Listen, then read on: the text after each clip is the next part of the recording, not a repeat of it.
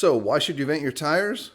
Well, I have been driving these for about 3 or 4 days and have not vented them yet, just because I wanted to see what would happen first. And you can see there's all these flat spots.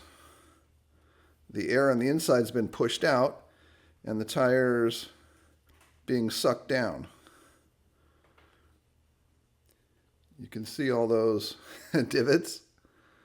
And also look at the profile of the tire. It's really square and flat. It's supposed to be kind of curved up. So this is what happens when you don't vent your tires and all the air gets sucked out of them. I should say all the air gets pushed out of them and then they stay sucked down. So I'm going to vent these. And the way I do it is with a soldering iron with a nice sharp point, and you want it to be pretty hot. I have mine set at 800 degrees. Down at 600 degrees, it doesn't work as well. And I like to do it usually in between a couple of the knobs. That way the thickness of the knobs kind of reinforces the hole.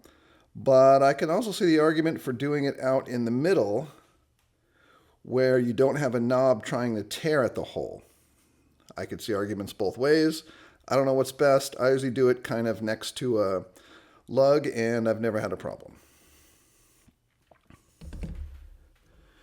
If you have a tread pattern that's conducive to it, I like to put it, for example, right here in the middle of a lug on a low spot if you have that option on your tread pattern.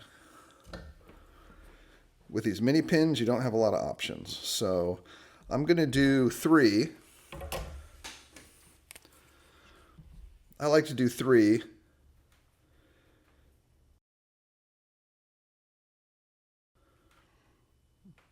I just like 3 because when you're down on the terrain and one hole's blocked, you've still got 2 holes available to vent. It seems like 4 holes is more than you need, and 2 holes just doesn't seem like enough. I like to have at least 2 vents active at all times. That's just me. So let's pick our favorite knobs and make a hole. You can feel it when it pops through. And you want to swish it around a little and make it big enough that, air goes in and out. You may have to come back and do it twice to clean it out. There we go, that's 1. Now go to another spot. I like to kind of alternate, although you can't really alternate with 3.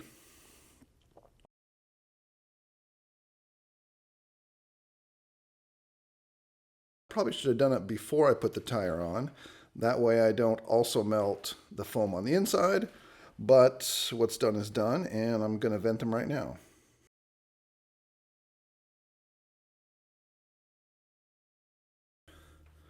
All right, then a third one over here, right in between the knobs on the opposite side.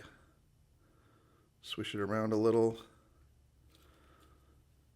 Probably shouldn't breathe the fumes.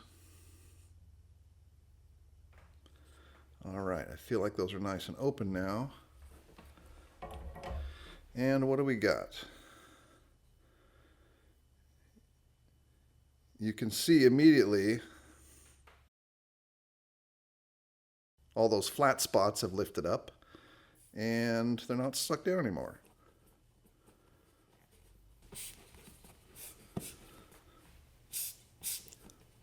So now you can hear the air is going in and out, whereas before it wasn't. And the tire is mostly punched out now. And if you make a big heavy flat spot, it does come back, whereas before it stayed sucked down. So there you go. That's how I do it. Let's hear how you do it.